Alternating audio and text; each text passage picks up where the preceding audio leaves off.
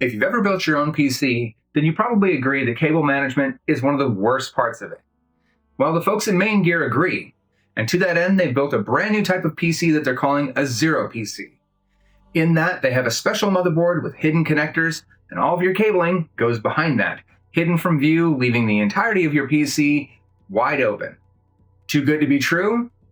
I'm Ron Burke, editor-in-chief for GamingTrend.com. Let's unbox this thing and find out. Despite their stellar reputation in the industry, we've actually never gotten to unbox a MAINGEAR PC. That's kind of important if you're buying a pre-built from them. So in this, we'll also get to see how well they box their machines and how they should hold up to shipping. So without further ado, let's unbox this thing. I swear I'm not sponsored by FlexiSpot, but I love this desk. So we're gonna go ahead and lower this down a little bit. Lighting rig's all stayed in place. We'll pull this out of the box. Now that's going to be really difficult even from this height, so I'm probably going to turn this on its side. You can hear somebody from MAINGEAR screaming, please don't do that, but I'm doing it anyway. The first thing out of the box is this sealed air foam packet. This is going to conform to the size of the box and take up any of the extra room that you might have once you have the PC inside. I've seen entirely too many manufacturers, Dell included, that just skip that part. They rely on the foam, which we're going to pull out in just a minute here, to do all the work. And I can tell you, the amount of PCs that came in damaged that I had to repair were too numerous to count.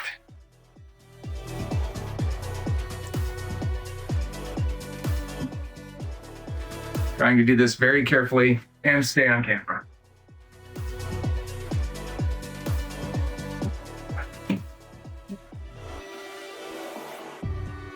There we go.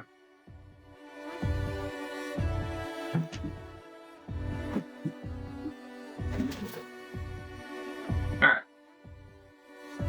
Box dislodged. Let's get this in position. With everything out of the box, I was very glad to see the very first thing. This is a quality assurance checklist. I can see that the MAINGEAR team has checked chassis, CPU, RAM, GPU, storage, PSU, powered it on, checked the BIOS, check the OS, drivers, activation, recovery, optional software, power cables, recovery USB, I'm sure that's going to be in this bag, additional cabling, and also went through and tested benchmark, stability tests, heat tests. You've got a builder, you got a QA tech, and a manager all signed off. So they're putting their stuff through a rigorous testing procedure to make sure that what you ordered is what arrives. Next out of the box is a quick start guide. It begins with a short letter from CEO for MAINGEAR, Wallace Santos, welcoming you to the MAINGEAR family. Below that, it goes through a checklist. And, well, given what's number one, I'm sure that they've run into this more than once. Plug your monitor cable into the graphics card. Then it has a warning below that says, do not confuse this with built-in motherboard video ports. Refer to picture on the back, and it's marked in red. Tells you exactly what not to do. I'm certain that they've gotten more than a few calls about, hey, why is my PC so slow? I paid so much money for this. And all they've done is try to use the integrated graphics card. An easy fix, but nice that they actually included this. It goes through how to plug in your mouse and keyboard, power cable, Ethernet cable, or connect your Wi-Fi antenna. Plug your headphone cables into the audio port on the front or back of the PC. And if you're using USB, plug it into any USB port, and you're now ready to power on the system and enjoy your new PC. On the back, it goes, do not connect your monitor here, but also has all of your different port types for this particular PC, Ethernet ports, USB type 3.2 type A, 2.0, 3.2 type C, 3.1 type A, where you put in the Wi-Fi and Bluetooth antenna, and your display ports and HDMI ports. So it's very comprehensive, showing you exactly what goes where. If you are a novice to PCs, this is a great guide. As I get this out of the plastic, now I have no idea if this is true, but it seems like something they would do. We've got green tape here. Green means go. This is ready to ship. Now we have it entirely out of the plastic. Let's take a closer look. We're going to start at the top and work our way down. I've gone ahead and removed 2 screws from the rear. So I'll open up the top. You can see that this grill is see-through, so no real air blockage there. Below that, we have a 360 millimeter radiator with 3 fans directly underneath. And Back here, obviously, is going to be where all the magic happens behind the motherboard. We're going to flip this on its side now. Carefully. And removing this, these are simply little detents that are holding it in place.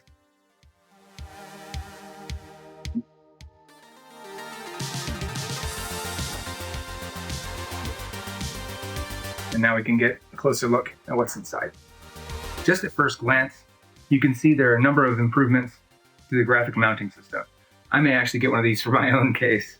This is looks like a 3D printed bracket system that locks into the screw holes for these fans behind it, and it's going to hold something like this 4080 Super in place. That is not going to move. So that is a great advancement. I have a great deal of respect for that. I might have to get one for myself. Now, one of the things that you can do when you go to order this PC is customize it. I'm not quite sure the specs on this one. We'll get into that when we power things on, but generally speaking, there are a couple of things that you can see right out of the gate. We have obviously the aforementioned radiator up top here at 360 millimeters with included fans, rear fan, 3 more fans back here. I don't think there's a radiator behind these, so I think these are just air induction. The aforementioned 2080, this bracket system is very cool. Honestly, I think I'll probably try and find the 3D file for this and print it myself, because that appears to be 3D printed. But that's just simply screwed into the screw holes for the fan, and that's going to hold that in place. The biggest customization is going to be this motherboard. See here it says Project Zero. This is a custom board from MSI, but it's very similar to their MSI B760 Gaming Plus. That's a board that I've used quite a few times in multiple builds. Highly stable, highly rated, not overly expensive. I think it's about 180 bucks on Amazon. And obviously it's not going to have all of the special things that allow this to be entirely wire-free, but a good all-around board just the same. That board is an LGA 1700 capable board, so you can use everything from a 12th gen all the way to a 14th gen processor, and it's going to handle 128 gigs of DDR5 all the way up to 6800 megahertz. So you've got a really solid foundation for the rest of everything that goes inside your system. Other than the motherboard and the case, you can customize this thing quite a bit. And you'll see that reflected on the website where you have silver, gold, platinum, ruby, diamond, and legendary, and ultimate even beyond that, for configurations. And obviously you can customize in between those different packages, but the idea is that other than the case and the motherboard, all the rest of the components are fairly commodity. You can get those off the shelf, and it means that you can also upgrade it until you need to replace the board, which, as I mentioned, the board that's in there is quite good. So this configuration appears to be the legendary, and that is a GeForce RTX 4080 Super, as we already said, an Intel Core i9-14900K, 32 gigs of RGB DDR5 at 6000 megahertz. I bet we can push that higher. 2 terabyte Gen 4 M2 NVMe SSD, and options to, as they put it, boost to 64 gigs and 4 terabytes. So you'll have to look on the page. I'll put that on the page here in just a second for you to look at to see the different packages, to figure out exactly what you want, but also know that you can tweak that. If you already have a video card, there's obviously options, or if you want to put more or less memory in, you simply have to select it. I cranked up the lighting to a ridiculous level so you can see what I see, or more accurately, what I don't see. Other than this one power cable, the 600 watt coming from the power supply for the 2080 Super, there's just no cabling. You have this one tube set here to the radiator. Honestly, I would suspect that if they could somehow find a way to hide those two, they would. But as it stands, these are the most direct paths, and everything's clean and out of the way. There are no cables to speak of, and nothing to impede airflow. And if you're all about that tidy case look, well, it doesn't get any cleaner than this. Now let's open up the back and see what sin there is behind that.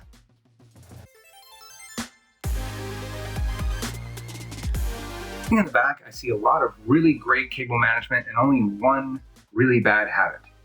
So we've got great cable management. Everything is as short of a run as it can be. I'm not sure if these are custom cables or not, but they don't appear to be. The only bad habit that I see are these twist ties, or these zip ties. You've got zip ties that are pulled way too tight. I see this in networking a lot as well, where people will overcrank RJ45 or, God forbid, fiber to the point that they no longer work. So this is fine to bundle everything together to keep it out of the way. This is not fine. When you're pulling so tight that you've started to deform the board pins itself, you've got a problem. So ease up on the zip strips and maybe not pull so hard. This is already clean enough. Let this slack just a little bit and it will help these things last quite a bit longer, especially if somebody ever has to get back here and do anything like an upgrade or move some things around like change a fan. The GPU bracket that they've installed, and they've used locking nuts on this, so these should stay in place. Good choice on that. I have seen people that put in custom gear. They'll use standard off the shelf, just nuts on the back, and those tend to come out. These will stay put, and they're not going to suddenly fall into something that they shouldn't get into. As we've mentioned a few times, this is a proprietary board, so you have connectors that are normally on the other side, facing on the inside. We'll start here. That's the main power bus for the entire board. So it's facing towards the rear, so it can be routed down to your power supply.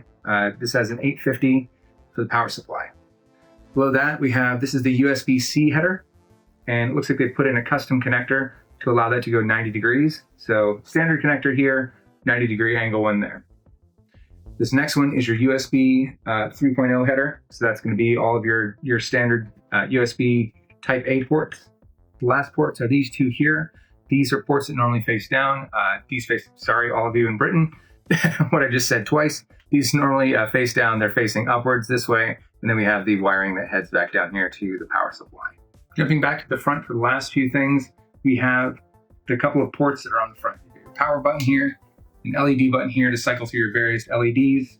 You have your audio jack that I mentioned, the last item on the board there. Then you have two ports, a USB-SS and a USB-C port here. So USB-SS stands for super speed, and that's going to give you USB 3.0. If you need something higher than that, well, that's going to be your 3.2 header here, your USB-C. It isn't to say you can't plug things into this. Just realize that you're not going to get the full speed. You're going to get about 480 megs per second versus USB 3.2, especially I think on this board it's 2x2. So that's going to give you full 10 gigs per second. So just depending on what you need to plug in there, it may or may not make a difference. Most of the time not. Half the time I see people just charging their phones with these. But just the same, here's your I/O for the front of the case. Now I'll take one quick look at the back of the case as soon as I cover the key on the back. Now, there is an area that I'd like to see MSI update, and that is this sheet. So this sheet doesn't precisely match the case that they've shipped. So this board does have a different layout. It's not going to confuse me, but it might confuse other people. So I went ahead and covered the Windows CD key, which good on them for including this and putting it on the case. Many manufacturers forget to do that. I believe that's a requirement to maintain your certification with Microsoft. So good on them for doing the right thing. We have a number of USB, I believe these are 2.0 Type A ports. So this is going to be useful for a mouse, a keyboard, even things like a flight controller most of the time don't require a whole lot of speed, so you can simply plug it in here. Your other HDMI and DisplayPort, these are going to go to the integrated graphics card. That's to say that the graphics card that's on your processor.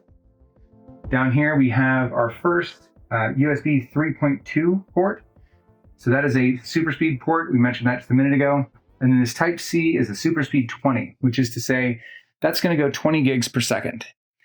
Now there are faster ones, USB 3.2 Gen 2 times 2, because good Lord, why do we have to name our USB things this way? But this one will go 20 gigs. There are ones that will actually go 40. Keep that in mind if the particular device that you've purchased requires that level of speed. I don't think if there's really anything on the market, it'll just go faster if you happen to have like an external drive that could use the additional speed. But all of these things can plug into all of these things. As long as the port matches, you're probably good to go. And if not, Windows will tell you. We've got two more. These are Super Speed 10. Now, Super Speed 10, just like this one, that's telling you that that's a USB 3.2 Gen 2. So that's gonna be 10 gigs per second, these three ports. So if you're not getting full speed, you're probably using a 3.0 port versus a 3.2 port. Keep that in mind. Your fastest ports are red, then these are gonna be your slower ones. 2.5 gigs, not everybody has a decent connectivity to the outside world, but you can get pretty good connectivity to everything else in your network. So this 2.5 gigs sounds like overkill, except when you think about possibly maybe copying a game to another system. If you are playing Steam games, you can now transfer from your one PC to the other without having to re-download everything. Well, that's going to be very dependent on this port. 2.5 gigs per second is going to get you playing a lot faster than even a 1 gig port, or God forbid, we go back to 100. Down here we have Wi-Fi, and this is a Wi-Fi 6E. So if your router happens to support Wi-Fi 6, this is going to have 6E support, and Windows will pop up and tell you, hey, good job, this thing supports 6. It's going to go even faster. It's not going to tell you how much faster. All that's really dependent on the gremlins that handle all the Wi-Fi. The last few items here, SPDIF, unless you have a reason to know anything about this port, you can skip it. But that, well, I guess really if you're connecting something with an optical jack, this is where you would do that. This is pretty much unused for most people, but it is a way to connect if you want to split up your connectivity maybe to a receiver where you've got HDMI going one way, but your audio is run separately. That's a whole different video. Let's move on. Then these last ports here, you have audio jacks, microphone, left and right out. These are somewhat interchangeable, so they are labeled, but if you plug something in incorrectly, Windows is pretty good about saying, hey, I think the thing you just plugged in is not where you think it is. What kind of thing is this? You can go, oh yeah, I just plugged in a headphone, but I did it in the microphone jack. And Windows will happily go along with it and say, cool, I'm gonna go ahead and remap that for you, which may or may not cause you problems later. It'd be better to stick with the ports that they actually belong in, but if you don't, well, it's not the end of the world. The last set of ports here are for the graphics card. That's obviously your HDMI port and 3 display ports. These are becoming more uncommon. If you haven't moved to DisplayPort, it's probably a good time to do so. And then obviously we have a power connector down here at the bottom. I'm off camera, but it's a standard power connector. It doesn't require any sort of special cable. You can pick these up really anywhere. As I button all this up, I have to say, this is probably the easiest case I've worked in a very long time. Really well designed. I know I'm not reviewing the case per se, but I have to say this is pretty nice. The shape is a little weird, but it does allow for a lot more airflow on the front, and it certainly makes it more of a showcase if you're into that. Which, let's be honest, if you're buying something like this, you are. The next test is going to be performance. Now, obviously, we know what a 4080 Super can do. We've done reviews on them before. What I'll be interested in is the direct impact that this type of case has on thermals. So I'm not so much concerned about how well it's going to run any particular game. I'm more interested in running this to death and seeing how well this extra space in the case makes any sort of difference. To do any sort of testing, well, you got to open the last item on the list, and that is this bag. So there are already a number of things in here that I appreciate. Anytime you change out a hard drive, you must, I'm declaring it, you must change out the cables. Otherwise, when you do have a problem, you're going to constantly have in the back of your head that you didn't change this cable.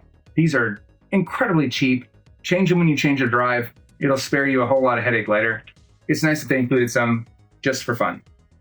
A nice MAINGEAR branded cable tie for your power supply. This is the little blade on the back that you use for Wi-Fi. You screw these into those knobs that we saw earlier, and this is magnetic, so it can sit really anywhere.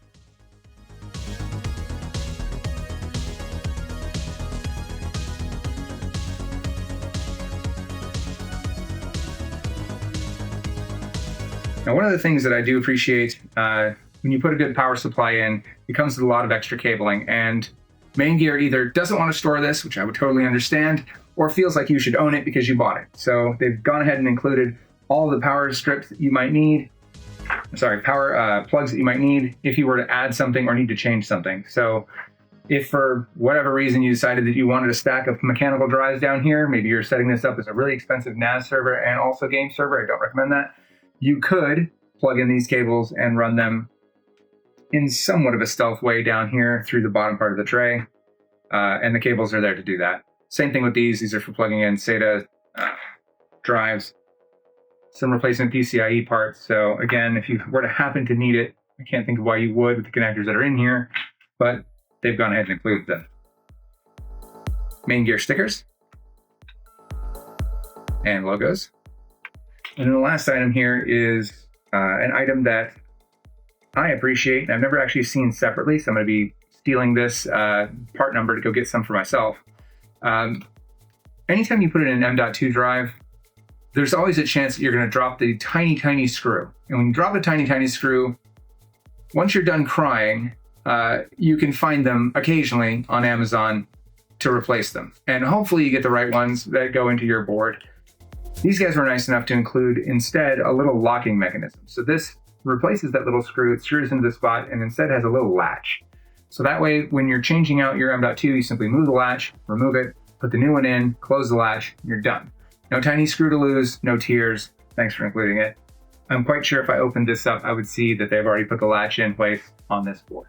So kudos to you guys. I appreciate this. All right, everything's out of the box. Let's get this hooked up to power and start doing some testing.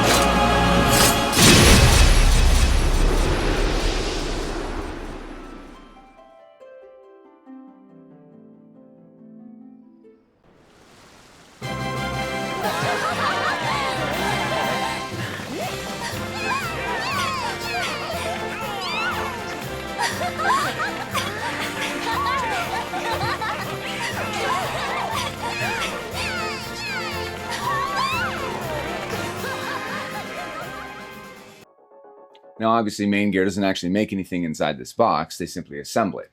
That said, there's some fantastic assembly work inside this box. The only thing that we really found were those over-tightened cables in the back of the box, and, well, that's just somebody being a little overzealous with the cable ties. Really not a huge deal. I'd give their cabling an A. Now, in terms of the rest of the configuration, the BIOS was set up perfectly. It was running the most current version. Really, everything was set up the way I would set it up if I were building a machine from scratch. So in terms of configuration, this is going to run as fast as it will possibly run right out of the box. So if you're looking to buy a machine and not have to tinker with it, there you go. I was surprised to see how much of a difference the new motherboard configuration made. Having all of the cabling behind the board and just having a clear path for all of your heat to be able to escape out the back actually brought the temperatures down to around 70 to 75 degrees under load. And normally you're seeing temperatures around 10 degrees higher than that. And that probably has to do with their choice of cabling, the choice of fans, thermal paste selected. It seems like they've really gone top shelf with all of it. Now the fans, I have to mention, are dead silent. The fan on the GPU only runs when there's load, so that's not really contributing to the sound. But there's no sound to hear here. Hear. On the back of these, you have these 320 millimeter fans, and then the radiator has 320s, and there's 120 in the back. I think I've got all those right. And you would expect that this would sound like a jet engine when under load, but in fact, it's very, very quiet. If there wasn't RGB, you'd probably have to check and make sure it's actually running. It's that quiet, even under load. So the tuning on these, I'm not sure what fans these are, but the tuning on them is superb. I'll have to look up what those are because they are rock solid. And I do also have to pay a special compliment to this motherboard attachment for the GPU bracket. Again, I'm going to try and find where I can get those because that is a must-have. As GPUs continue to get heavier, being able to bolt it directly to the board ensures that it does not move. And so I'm going to try and get a link to that. I'm going to try and get someplace where you can 3D print it. I'm not sure how that's going to work, but I'm going to give it a shot because that is a game changer as well. So kudos to MAINGEAR on finding a solution for these heavy boards other than, I don't know, throwing a Metroid underneath it to hold it up. Now that brings us to the proprietary nature of this setup. The motherboard and this case are really a matched pair. And that means that you're kind of tied into this. Once you get here, you're kind of tied into it going forward. Now, obviously, this case is not necessarily proprietary. You could use a standard motherboard with it, but the motherboard is very much tied to this type of case. I think there's like 1 or 2 other cases that will work with this board. Now, that's obviously not MAINGEAR's problem. They're configuring this system as you see it, and they have about 5 or 6 different variants of this with up or down in your component levels. But I will say this, I'm impressed with this particular pair. The case works remarkably well for taking that hot air and jettisoning it out the back. And also, like I mentioned just a second ago, not sounding like a jet engine. And there's plenty of room for expansion if you were inclined to do that, although that does kind of mess up the whole purpose of this, which is to remove all the extraneous cabling and hard drives and everything else. That said, on the back of this, you do have some mounts for SSDs, and there's obviously spots for the M.2 drives underneath that GPU. So you do have the opportunity to grow with this case. Just know that you are buying into something that is proprietary. Now, the last stop is obviously price. MAINGEAR has this particular setup on their site in many different configurations, and given that these are commodity devices, the price is going to fluctuate. Obviously, prices go up and down all the time. There are sales. So depending on what you put in the case, it's going to fluctuate the price. So that's truly up to you to do your homework and figure out what parts work. I will say this, that makes this about how well does MAINGEAR put a box together and does it perform the way we expect? And the answer is yes, the performance is rock solid. I talked about the temperatures already, but we obviously know what a 4080 Super will do. We've done reviews on that before. So we don't expect to see different performance, but I was happy to see that the thermals were solid on this particular case. So I have confidence that whatever you put in this case is going to be well put together and it's going to perform the way you expect. Seeing the configurations also correct, that's just icing on the cake. That means you're not having to go in and tweak after you purchase your machine. So this is really our first MAINGEAR machine, and what a way to start. You guys nailed it right out of the gate. And on top of it, what a cool configuration this is. If you're the kind of person that likes to show off your case, this is not something you want to put underneath. This is something you want to put on top of your desk and show it off. I'm Ron Burke, editor-in-chief for GamingTrend.com. Big thanks to MAINGEAR for loaning this machine to us for us to check it out. I appreciate that. Look forward to working with you guys in the future on similar builds like this. Stay safe, everybody. We'll see you again very soon.